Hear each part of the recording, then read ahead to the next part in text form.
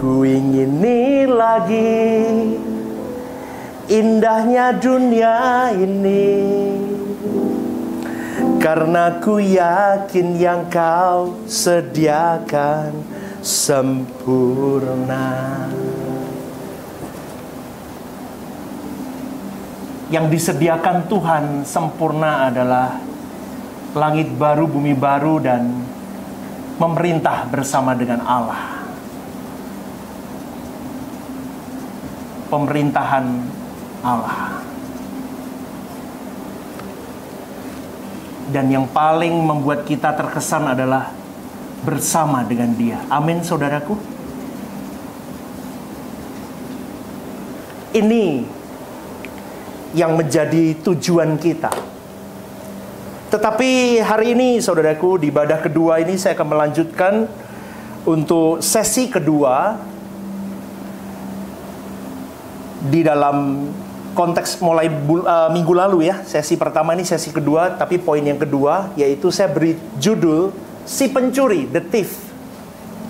Di dalam Matius 16 ayat yang ke-6, Tuhan Yesus mengingatkan bahwa kita harus berjaga-jaga berkenaan dengan adanya ancaman dalam bentuk pengaruh jahat yang merusak pikiran oleh karena suatu pengajaran.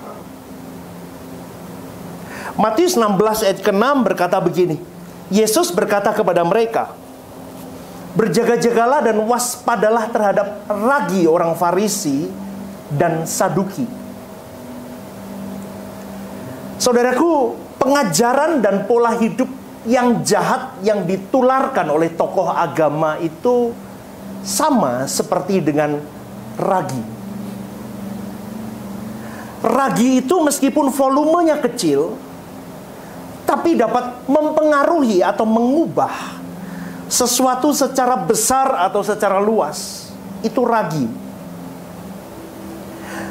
Di dalam konteks ini, ragi orang Farisi ini menunjukkan adalah pengaruh negatif melalui pengajaran dan sikap hidup yang ditunjukkan oleh rohaniawan di zaman itu.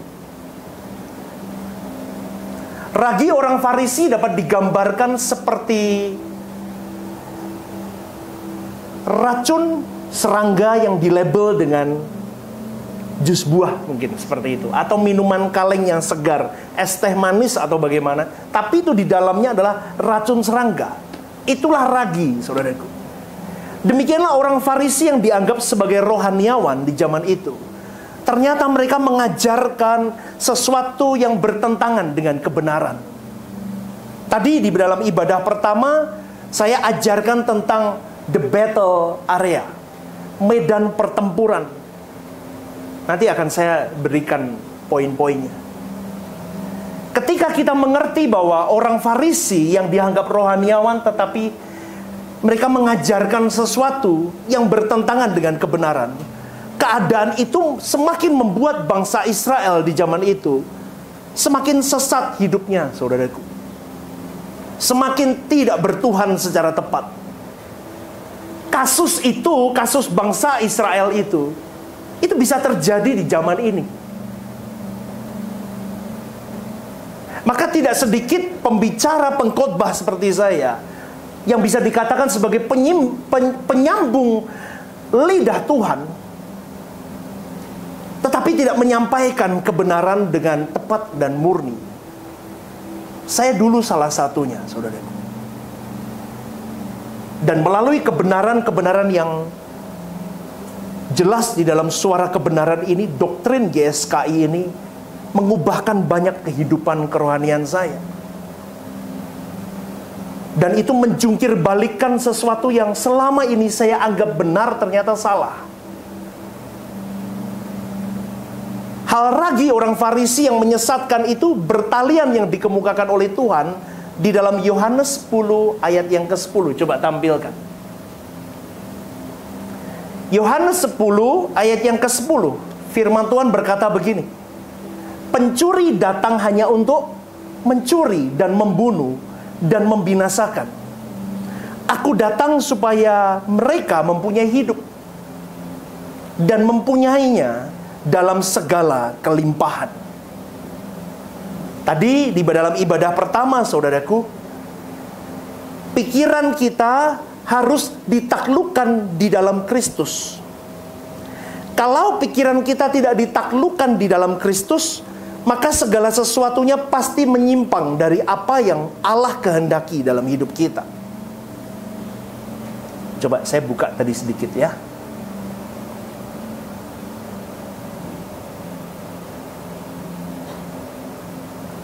Dua Korintus 10 ayat 5, tolong tampilin kembali. 2 Korintus 10 ayat yang kelima, dikatakan begini: kami mematahkan setiap siasat orang dan merubuhkan setiap kubu yang dibangun oleh keangkuhan manusia. Sampai di sini dulu, saudaraku. Seorang manusia hidup itu ada trikotomi, tubuh, jiwa, dan roh di dalamnya.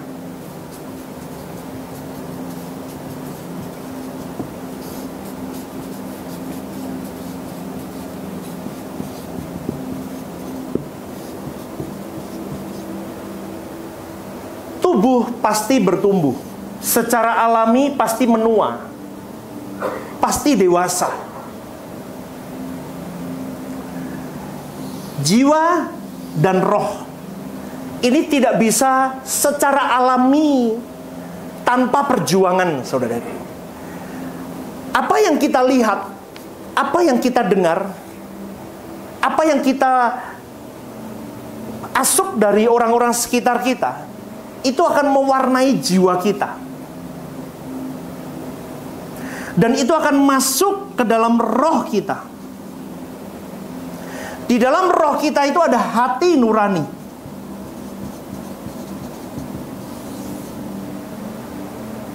Di kedalaman roh kita ada hati nurani.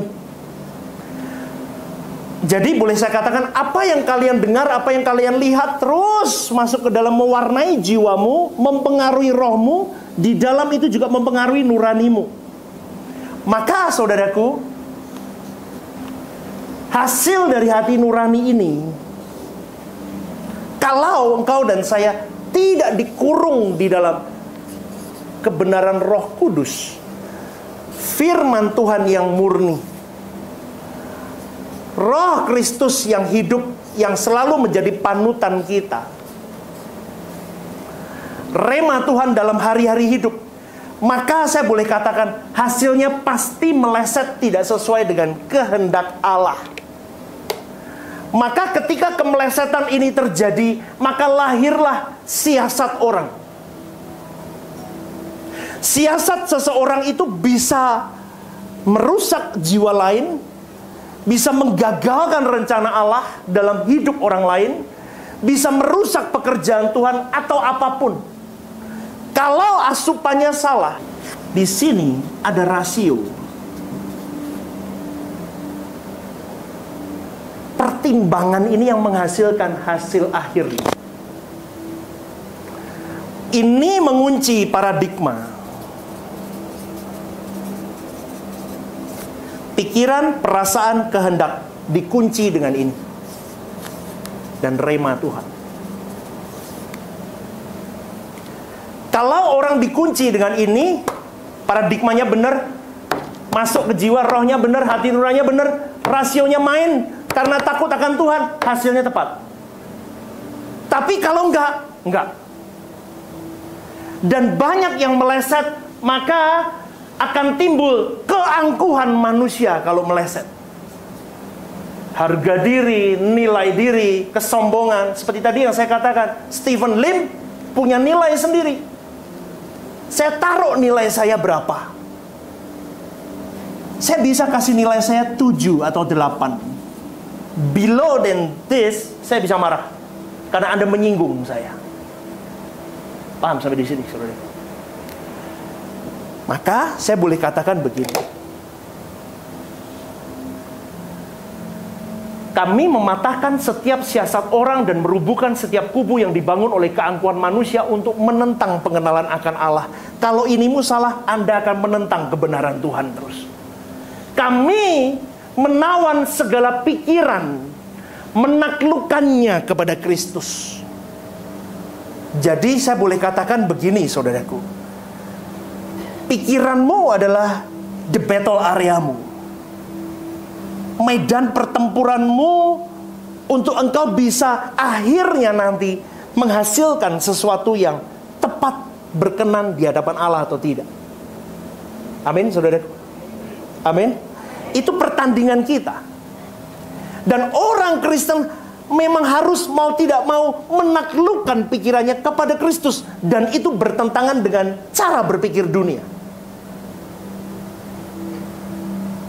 Kalau kau memilih peperangan itu terus dalam dirimu, jangan jahat, jangan mikirin orang ini dan itu. Belajar terus untuk mengurung dirimu. Seperti Yesus mengurung pikirannya, mengurung perasaan dan kehendaknya hanya untuk kepentingan dan kesukaan Bapaknya. Maka dia baru bisa sempurna. Dia baru bisa berkenan. Hari ini engkau dan saya, saudaraku, harus bisa sampai di titik itu. Tuhan menyebut musuh itu adalah pencuri, the thief. Dalam bahasa Yunaninya kleptes, yang kita sebut dengan klepto hari ini. Klepto. Mencuri artinya mengambil milik orang lain dengan diam-diam tanpa sepengetahuan pemiliknya. Lalu apa maksud Tuhan bahwa iblis itu sebagai pencuri? Begini saudaraku, iblis digambarkan sebagai sosok pencuri yang dengan diam-diam dan dengan cara yang cerdik memakai orang-orang yang diakui sebagai pemuka-pemuka atau hamba-hamba Tuhan atau rohaniawan untuk memberitakan pengajaran yang berbeda dari apa yang dia mau. Maka Tuhan Yesus berkata, aku datang untuk memberi hidup supaya orang yang mengerti kebenaran ini memilikinya dalam segala kelimpahan. Kelimpahan ini adalah kelimpahan rohani melalui kuasa Injilnya. Kau tidak kaya secara materi, tapi kalau kau kaya di pemandangan Allah, karena engkau mengerti kebenaran itu, kau berjuang dalam kebenaran itu, engkau berjuang menaklukkan pikiranmu, perasaanmu, kehendakmu untuk selalu selaras dengan presisi dengan apa yang Allah mau. Kau kaya di hadapan Allah. Amin. Kalau quality of your life di hadapan Bapamu tidak sesuai dengan standar anaknya, Yesus.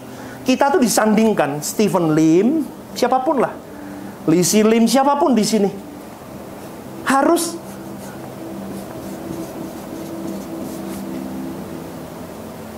gimana coba? Kalau sudah standarnya ini baru boleh LB3.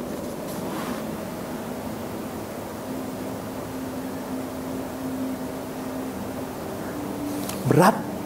Jadi Kristen itu berat. Karena iblis berusaha membuat banyak orang tanpa sadar mengkonsumsi sesuatu yang salah dan dianggap itu sebagai kebenaran. Itu cerdiknya setan.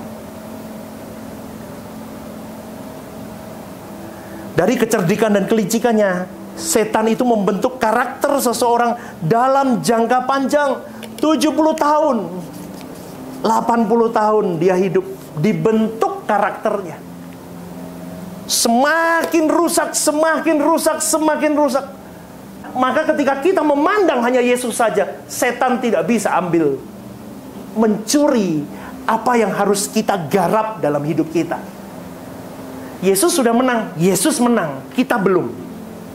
Katakan kepada kiri kananmu, kita belum menang. Kalau engkau mau menang, dimulai dari hari-hari hidup. Dimulai setiap pagi, kau mulai dengan hidup yang benar. Hidup yang tidak melukai perasaan Tuhanmu. Sampai tadi ibadah satu saya ngomong, kita doa malam bersama, tutup tiap malam. Amin gak saudaraku? Ini banyak keluarga-keluarga kan, gandengan tangan, imam keluarga, papahnya, doakan. Angkat panji Kristus dalam keluargamu. Aku udah menang hari ini keluargaku. Besok lagi, terus berjuang. Saudaraku yang dikasih oleh Tuhan, banyak orang tanpa sadar dari apa yang mereka dengar, apa yang mereka lihat, Mereka sedang mengkonsumsi racun yang membawa diri mereka kepada kematian kekal. Bahkan pada taraf tertentu, jiwanya tidak bisa diperbaiki lagi. 2 Timotius 4 ayat 3-4 berkata, karena akan datang waktunya, orang tidak dapat lagi menerima ajaran sehat. Tetapi mereka akan mengumpulkan guru-guru menurut kehendaknya, untuk memuaskan keinginan telinganya. Mereka akan memalingkan telinganya dari kebenaran dan membukanya bagi dongeng. Fenomena ini terjadi kepada orang-orang Kristen yang sudah lama hidupnya dengan cara berpikir anak dunia, yang diberi makan terus oleh setan, saudaraku. Mereka tidak mampu lagi mengenakan kebenaran Tuhan. Dan itu ironik, saudaraku. Inilah yang saya sebut sebagai ragi. Saya bersyukur, saudaraku, hari ini saya mengerti kebenaran ini. Kebenaran ini membuat saya bertobat banyak hal. Hidup bukan untuk kaya di dunia ini. Kalau Tuhan percayakan kekayaan melalui apa yang kita lakukan dengan segenap hidup tanggung jawab. Kalau Tuhan percayakan kekayaan, puji Tuhan. Tidak pun, puji Tuhan. Amin. Jangan ngomong Anda, oh orang kaya itu gimana? Nggak tidur dia. 24 jam, 20 jam dia kerja. Hei, kuli bangunan itu 20 jam juga dia kerja, saudaraku. Betul nggak? Betul nggak? Banyak orang kerja mati-matian, nggak tidur dia. Jadi jangan pernah berpikir begini, aku hidup harus sukses. Nggak salah. Tapi sukses yang paling penting adalah di dalam Allah. Karena ragi yang selama ini kita terima, meskipun itu di gereja sekalipun, mengajak manusia untuk sukses, terparkir di bumi ini. Dia mencuri, saudaraku. Iblis itu mencuri. Pada zaman Yesus, iblis memakai para rohaniawan seperti orang-orang Farisi untuk mengarahkan umat ke jalan yang salah. Yesus berkata begini, aku berkata kepadamu, akulah pintu ke domba-domba itu. Semua orang yang datang sebelum aku adalah pencuri dan perampok, dan domba-domba itu tidak mendengarkan mereka. Pernyataan ini Yesus mau membandingkan dirinya kepada tokoh-tokoh Farisi, saudaraku. Tokoh-tokoh agama zaman itu. Mereka tidak mengajarkan kepada jalur yang benar. Terus bagaimana, pastor, untuk membedakan ini pengajaran sehat atau tidak, sesat atau benar? Ukurannya begini, saudaraku. Dengar baik-baik. Ukurannya bukan kelakuan lahiriah orang yang mengajarkan kebenaran itu semata-mata, tetapi buahnya. Amin. Tapi buahnya itu terdapat Matius 7 ayat 15-23. Saya nggak usah baca ya. Kita dapat membedakan nabi palsu atau tidak, itu tergantung dari buahnya. Tapi dalam kondisi tertentu, kita membutuhkan klarifikasi segera, secepatnya, sebelum kita terjebak lebih parah dalam penyesatan. Maka tolok ukurnya dari mana, pastor? Dari kebenaran firman Tuhan, Injil. Katakan amin. Jaga mulutmu. Jangan jadi pembisik atau mulut bocor ke orang lain yang akhirnya mengkamiri atau menggarami bukan menggarami ini, meracuni banyak orang di sekitarmu. Dan akhirnya timbul siasat manusia, timbul keangkuhan diri, yang akhirnya yang kalian lakukan adalah bertentangan dengan apa yang menjadi kehendak Allah. Maka saya boleh katakan, engkau sedang kerasukan setan. Kenapa pastor bisa ngomong begitu? Loh, begini saudaraku. Ingat Petrus? Petrus ketika berkata kepada Tuhan Yesus, dia berkata begini, Guru, gak usah ke Yerusalem. Karena Yesus berkata, aku akan disalibkan di Yerusalem. Petrus menggunakan nama Allah untuk menghalangi Yesus untuk ke Yerusalem. Untungnya Petrus hari itu menjadi pembisik yang tidak baik untuk kepentingan Tuhan. Betul gak saudaraku? Untungnya pribadi Yesus itu punya intimacy with God intimasi bersama dengan Bapaknya, Elohim Yahweh, dia peka. Ini kerjaan setan. Ditengking langsung, "Anyah kau iblis." Itu gambaran, saudaraku. Maka hari ini kalau orang bisa dihasut, saya boleh katakan, orang itu tidak punya intimacy with God dengan benar. Setuju nggak? Setuju nggak? Kalau orang yang tidak bisa dihasut dengan salah pahamnya orang, contoh, Pak Yabes punya salah paham dengan Pak Agus misalnya. Pak Yabes ngomong apapun dengan saya tidak akan bergeming, saudaraku. Itu saya. Kecuali saya lihat beliau sendiri melakukan itu seperti apa yang dia omongin, baru saya percaya. Karena kalau saya mengukur Pak Agus melalui ukuran seorang pribadi Pak Yabes, belum tentu Pak Yabes berjuang di dalam paradigmanya. Maaf ya Pak, contoh aja. Paradigmanya untuk ditundukkan di dalam Kristus. Dia berdosa, saya ikut berdosa. Saya ikut menghakimi, membunuh, menjadi pembunuh kepada sesama saya. Fitnah menghasilkan gosip. Gosip dan fitnah jadi satu, menghasilkan sakit hati. Dan sakit hati menghasilkan kepahitan yang berkepanjangan, saudaraku. Jadi kita harus tegas, saudaraku, dengan segala sesuatu yang memang tidak sesuai dengan kebenaran firman Tuhan. Karena kalau kita mengaku sebagai anak Allah, kau harus punya ketakutan selama menumpang di dunia ini.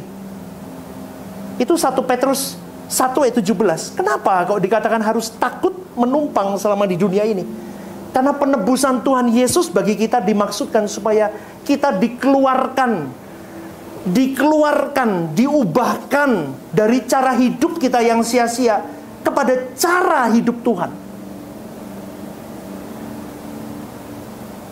Kau harus suci, standarnya Allah Bapa itu sendiri. Maka saya mau highlight ini, saudaraku.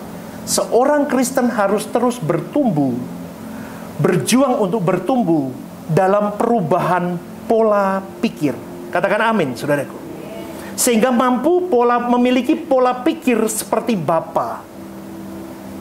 Karena kalau tidak, ragi itu akan merangsang dan merusak semua yang ada di dalam hidupmu, dan kau tidak kunjung selamat.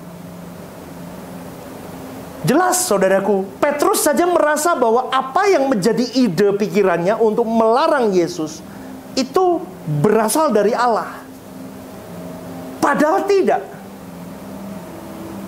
Jadi selama ini Petrus merasa bahwa pengertiannya dari Allah, padahal pengertiannya dari setan.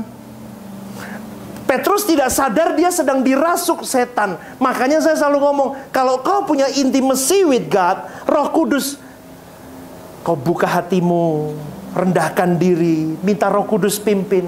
Kau tahu kau kerasukan atau tidak? Kalau kau kerasukan secara lahiriah, wah, gampang saya usir itu, saudaraku. Ini ada kakak perempuan saya di sini, udah pernah ikut saya pelayanan begitu juga. Gampang, nggak berat. Tapi kalau orang sudah kerasukan di pikirannya, itu susah. Halo? Dan seringkali kita menjadi, apa ya kalau ini apa namanya? Jadi makelarnya setan dengan mulut yang tidak baik.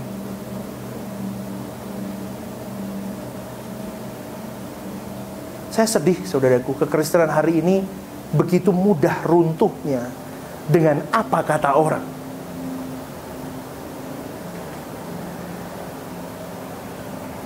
Maka kita harus selalu mempertimbangkan bahwa kemungkinan masih ada pengaruh kuasa gelap dalam hidup kita yang terkait dengan cara berpikir, prinsip-prinsip kebenaran yang kita pahami. Kita mau selalu perkarakan apakah benar aku sudah ada di dalam kebenaran Tuhan atau tidak. Demi nama Tuhan yang saya layani, saya bertanggung jawab dengan hidup Kalian, saudaraku, sebagai gembala di tempat ini, ajaran yang saya ajarkan adalah ajaran yang murni. Saya pun berjuang mati-matian untuk menghidupkan ini semua. Maka sayang kalau kalian tidak sungguh-sungguh terangsang untuk melakukan kebenaran ini. Amin. Dia mencuri damaimu. Kalau hari ini kau tidak punya rumah, kau tidak punya mobil, kau tidak punya apapun, apa salahnya dengan hidup dengan begitu?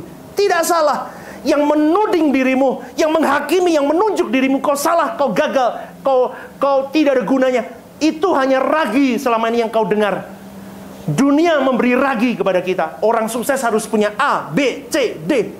Akhirnya kau merasa bahwa dirimu gagal. Maka damai sejahtera Allah hilang dalam hidupmu. Bukankah Tuhan tidak membawamu hanya untuk sukses di dunia ini? Yang paling penting adalah sukses di matanya. Amin, saudaraku. Jadi kita mulai perkarakan, adakah aku di dalam kebenaran Tuhan hari ini? Maka Paulus berkata di dalam 1 Timotius 4 ayat 16, awasilah dirimu sendiri dan awasilah ajaranmu. Bertekunlah dalam semuanya itu, karena dengan berbuat demikian engkau akan menyelamatkan dirimu dan semua orang yang mendengar engkau. Saya diberi kesempatan oleh Tuhan, diberi tanggung jawab untuk memberitakan kebenaran di mimbar ini. Tapi kalian punya mimbar-mimbar kecil kalian di hidupmu. Betul nggak, saudaraku? Kau punya mimbar dengan pegawaimu, dengan siapapun, dengan anakmu, dengan istrimu, dengan suamimu. Kau punya mimbar itu. Kalau kau tidak menghidupkan kebenaran, kau sedang menyesatkan mereka.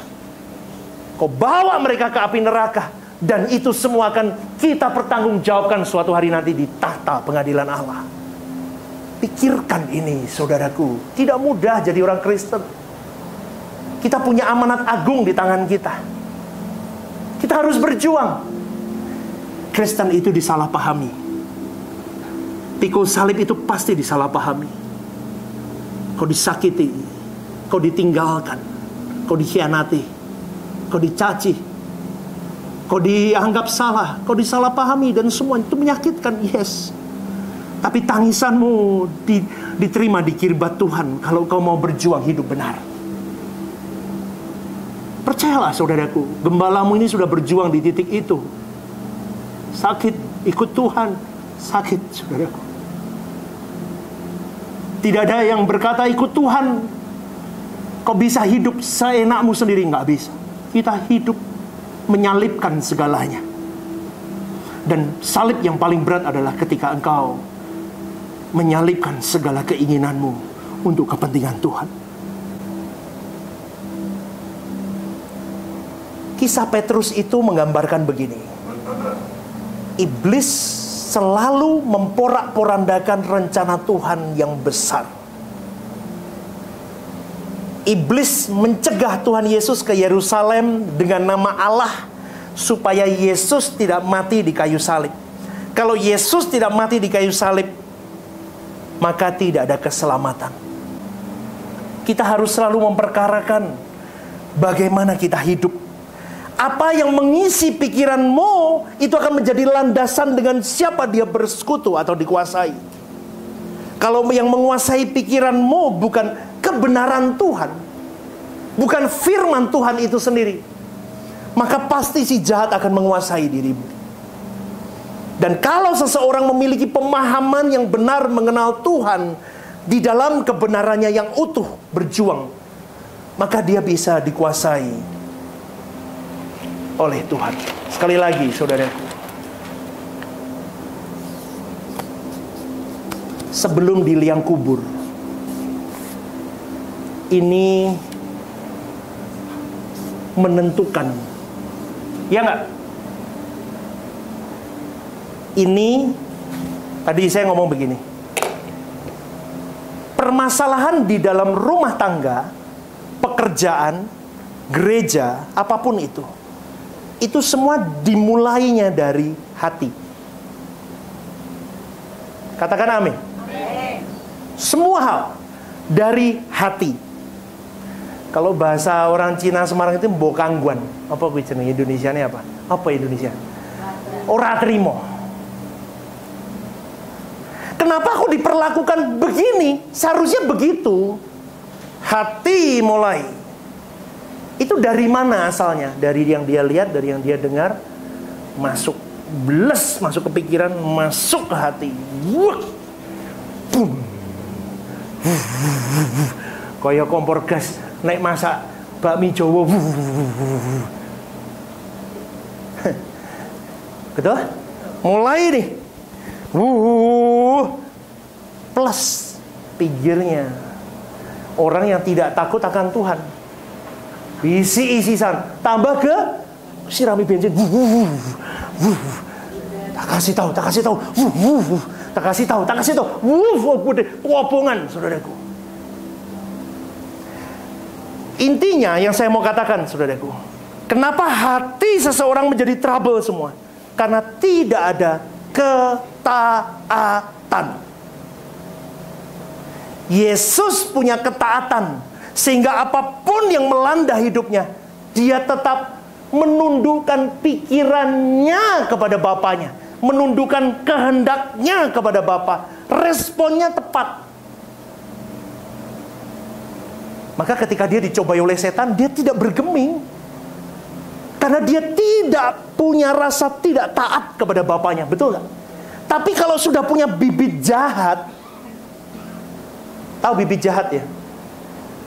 Kena bensin netesnya, Makanya saudaraku, punya keintiman, maka engkau tidak gampang diracun orang. Karena orangmu, istriku bisa jadi racun, bisa dikerasukan setan, anakku bisa kerasukan setan, merusak pekerjaan Tuhan di tempat ini karena dari ucapannya. Makanya saya nggak suka ngomongin orang, saudaraku. Udah, lu mau pikir tadi yang saya ngomong, lu mau pikir saya tentang saya apapun, emang gua pikirin, terserah lu, bro. Yang penting saya berjuang, saya ajarkan kebenaran. Lu mau ikuti nggak? Lu mau ikuti, yuk. Nggak mau, monggo. Saya mau, saudaraku, kita semua dewasa dalam seluruh tindakan kita setiap hari. Maka dari itu, hidup saja. Tuh, gini, pernah nggak dengar kalimat begini? Kalau kau dan saya benar-benar mengutamakan Tuhan, memprioritaskan Tuhan, mencintai Dia dengan segenap dan segenap, masa Tuhan mempermalukan kita? Amin. Maka dari itu cintailah Tuhan dengan segenap hatimu, segenap dan segenap. Presisi kau hidup. Maka setiap keputusanmu, setiap pilihan-pilihan hidupmu pasti tidak menyimpang dari kehendak Allah. Berikan tepuk tanganmu yang terbaik.